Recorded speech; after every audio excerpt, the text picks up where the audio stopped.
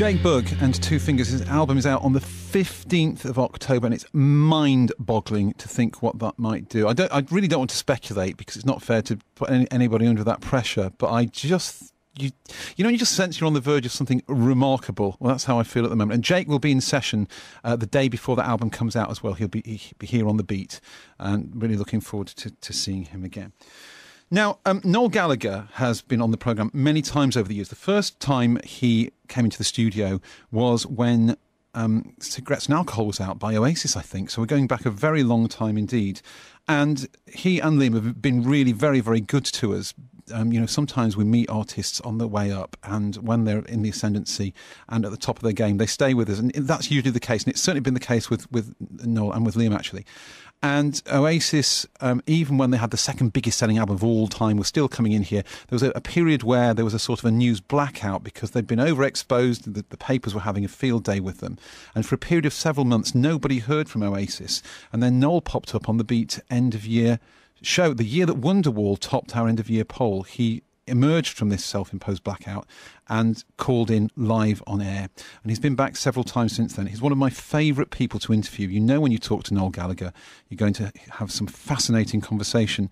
He performed at the Arena in Nottingham on Monday night with his High Flying Birds, and before he took to the stage, I caught up with a legend that is Noel Gallagher. A year now since High Flying Birds album came out, still doing very well sales-wise, and still a lot of excitement about that album. What do you think its quality is, that a year on there's still a buzz about it? Well, I don't know. I mean, when an album like that grows and grows and grows, I've never had a record like this since Definitely Maybe, I don't think.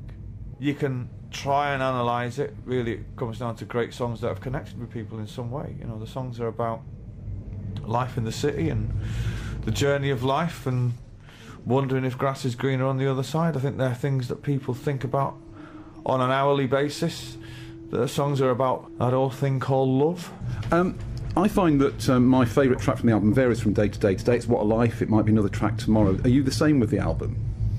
Yeah, well, in the beginning, when I was listening, I mean, the first thing I got finished and done and mixed was The Death of You and Me, and that was my favourite for ages. And then I thought the big song off this album is going to be If I'd Have Gone. That's going to really sell it. But, the people decided that song was going to be What a Life, And I can tell you my least favourite is Stop the Clocks. Is it right you're not singing that on this tour? Yeah, I didn't quite know. I mean, it does sound great on the record, but it's not. Like an idiot, I recorded it in the wrong key, and then right at the end realised when I listened to the original demo, that's why it sounded a bit weird. I did it in the wrong key, and of course by that time you can't go back and re-record it. So it was a real struggle to get it to sound the way I wanted it to sound. So that's my least favourite. All the rest, I think, are some of the best stuff I've written. There is a real buzz outside. There are more tickets out here than I ever saw with your other band outside a gig, which is, if that's a sign of success, then so be it. But there is a genuine buzz about outside the arena tonight. And it feels like it's almost the dawn of a new era. Not that the album's a year old, but almost as though something new's happening. Well, I mean, I don't know. I'm kind of I live in various dressing rooms around the world, so I don't know. I don't go on a website and listen to what the fans are saying. I'm not that kind of. I've got better things to do than that. But I don't know. It's obvious to me that something connected with the people over the course of a year with the record, and it wasn't just like what used to happen with Oasis records. It used to be in the first 2 weeks, and then we had such a hardcore fan base, and then it all became about the gigs. This album was in the top 10 2 weeks ago again, so it's just done. It's a magical thing, and there are people sat in an office in London, my record label that I run. It's driving them insane why it's happened. Well, because you can't explain it with marketing, can you? Well, no, it's just magic, It's just, I keep saying to them, don't worry about it, because... Well, they're worried that it's gone back into the top 10. No, they're not worried. They want to know why. Why is it happening? Because then I mean, it's my record label, do you know what I mean? I fund it, so I don't know why they're bothered, but I guess they're like, they want to know why it's happened, and really... Just don't worry about why it's happened. Just be glad it did. I mean, it boils down to being a bloody good record at the end of the day, and they don't come along that often. I've been in this game 20 years, and made 9 albums. I could probably think 4 of them are pretty good. That surprised me to hear you say that. Actually, that 4 of them are good. I mean, what about the other 5? They're good as well, surely. Well, then it definitely maybe is great. Morning Glory, the people decided it was great. Hitting the Master Plan, which is not really now, it's a collection of B-sides, is great. Don't Believe the Truth is good, and then this one, yeah. So I had 5. So they don't come along that often, you know what I mean? And you know, sometimes you're in the studio and the songs that you've written, you kind of think, yeah, but okay, you want to stick it out, see what people think, do you know what I mean? But when it happens like this, it's just magic. It's beyond the analytical process. It really, really is. It's just get on with it, you know, enjoy it, you know what I mean?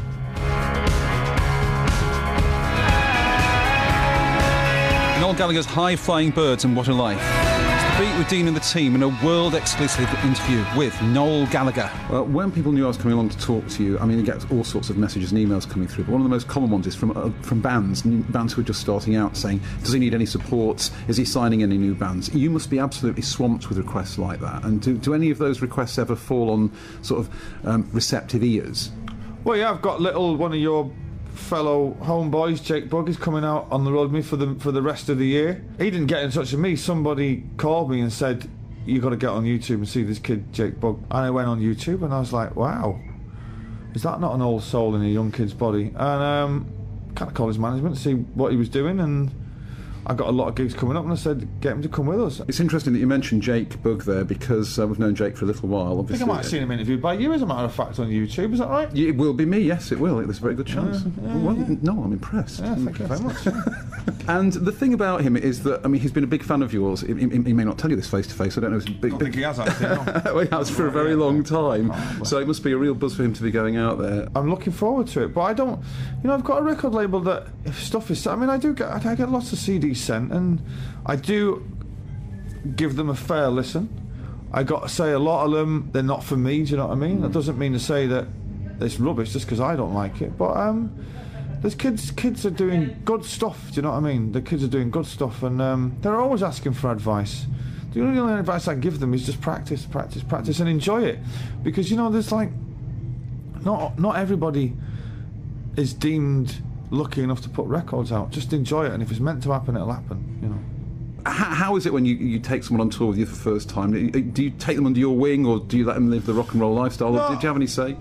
Relationships on tour, I think they're best let to develop naturally. You know, there's no point going and knocking someone on someone's dressing room door with 2 cans of Heineken and going, do you want to talk about the Beatles? Because, you know, some days people might not be in the mood, you know what I mean? So, with like Graham Coxon I'm playing with tonight, I've known Graham down the years, but we've done about half a dozen gigs together and really only got a chance to chat to him today, and that was in the corridor while they were setting up catering, you know, and well, there's no point in trying to force a relationship, but I guess me and Jake will sit down and talk about, I believe he's a fan of The Simpsons.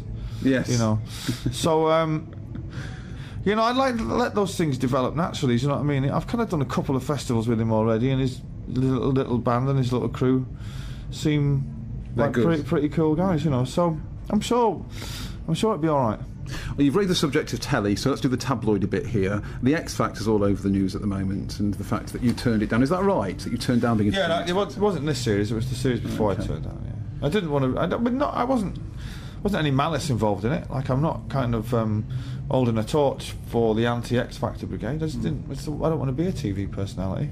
But you'd be. I mean, I'm not trying to talk you into it, because it's on the same time as us. So I don't want. I would be brilliant, but I've got enough fans. Thank you very much. I don't need I don't need the purple rinse mob following me around Selfridges when I'm trying to buy socks. Do you know what I mean? I've got the cool kids who are into music. That'll do me. I don't need no grannies chasing me down Oxford Street telling me, oh, you should have put Declan through. I don't need that. You definitely don't need that. Yeah. I saw an article in one of the local newspapers from up north about you going to for a curry the other night, and it led me to think, what must it be like to live the sort of life where you can't set foot in a curry house without making a newspaper somewhere? Does that ever get on top of you? No, I don't. Fame and all the trappings of fame, it all depends how you perceive it. It can crush a lot of people. Amy Winehouse, Robbie Williams, people like that can go a bit mad, do you know what I mean? I'm very, very lucky in the way that it doesn't bother me. If I go in a restaurant and all of a sudden, you know, all the staff that were in the kitchen are now kind of out with cameras, that's all right. Once you've done the photo, you know, people say to me constantly in the street, can I get a picture? The easiest answer is just say, not today, mate, you know what I mean? And you get people who hassle you, and then, you know, just say, look, you're annoying me now, I'll give you a slap if you don't stop following me, you know. It's all right after that. They like you, do you know what I mean? So, it's all right, I dig it, man, it's cool.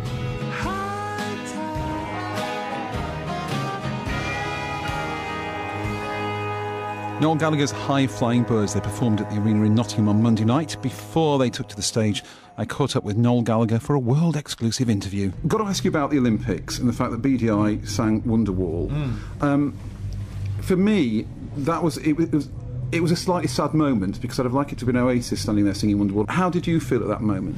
Well, the organisers had choreographed that song into their ceremony, and they'd approached me way up front, and I was up for doing it. I was keen to do it. I'd taken it to a point where then they wanted me to mime, and I just wasn't comfortable with miming it. I don't mind miming on telly, but I wasn't comfortable with miming in a stadium when you're giving the illusion of supposed to be playing live. And they said, well, look, we've kind of based the whole show around this one moment, so we're going to ask Liam. And I was cool with that. I was cool with it. Was there one tiny thread of your being that wished you were standing up there with him when you watched it? No, not in the slightest. Are you two talking yet? Yeah, he did insult me at a party the other night, so I guess there is. That's encouraging. There's been a slight thawing of the ice, yeah. It's the first time he'd insulted me since the day I left the band, so nothing's changed there, but... That's a quantum leap then, really. Yeah, it's all right, you know. But, you know, we know, you know, what can I say? It's like, he tried to sue me, you know what I mean? I don't take that lightly. I didn't realise he tried to sue you. I just thought you'd had a bit of bickering. I didn't realise it would go to litigation. Oh, yeah. It went to the steps of the High Court, and then he decided to change his mind. But that's another thing entirely, do you know what I mean? But, yes, we have exchanged words, yeah. That's good, that's heartening. The other story I found online today was about a spider jumping out of your guitar case. Yeah. Did that happen? Well, much to my 5-year-old son's dismay when I told him it didn't happen, because he was convinced it sounded like a scene from Scooby-Doo. A giant spider with green fangs. I wasn't actually there, so it was a story that contained my name in the headline, which had nothing to do with me whatsoever. But I think asking my crew what actually happened, how it got in the paper, nobody really knows. But what actually happened is that my crew had loaded in my gear the night before on a festival site in Jersey, and then when they came back the next day and unpulled the tarpaulin, a spider, just a spider, it was just a spider, kind of crawled across the top of the flight cases and didn't jump out of my guitar case and didn't have green fangs.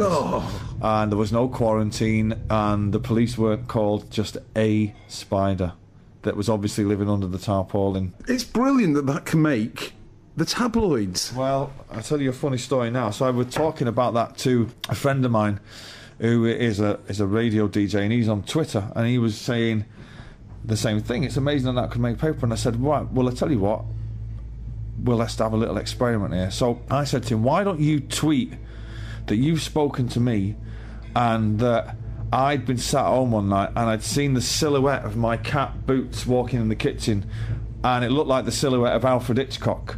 So I'd called in an animal regression expert who was charging me £200 a day, and we are now all convinced that actually Boots is the reincarnation of Alfred Hitchcock. So we were laughing. Anyway, he tweeted it. He's got like quite a few followers. He got a call off the Daily Mirror within an hour. Did they run with it? They haven't run with it because I think they've rumbled it. But they called him from the features desk and said, this is a brilliant story, you know. And so it was a story that was going to go in the paper.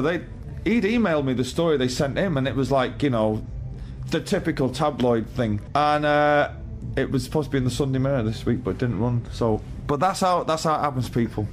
It's just got to have a celebrity's name and be slightly embarrassing to the celebrity, and they'll put anything in. Noel Gallagher, it's an absolute pleasure. I could talk all night as always, but you've got a gig to do, and there's a lot of excited people out there. Thank you very much indeed. Thank you very much.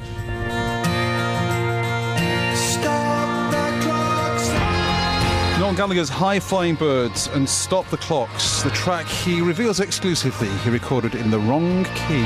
His words, not mine.